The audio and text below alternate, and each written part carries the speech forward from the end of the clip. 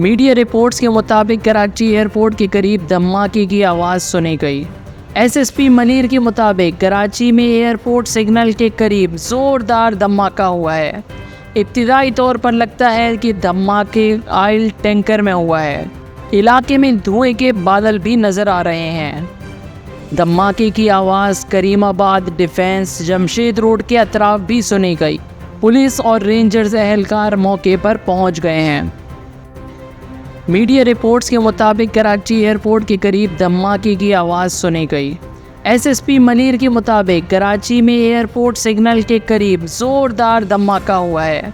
इब्तिदाई तौर पर लगता है कि धमाके ऑयल टैंकर में हुआ है। इलाके में धुएं के बादल भी नज़र आ रहे हैं।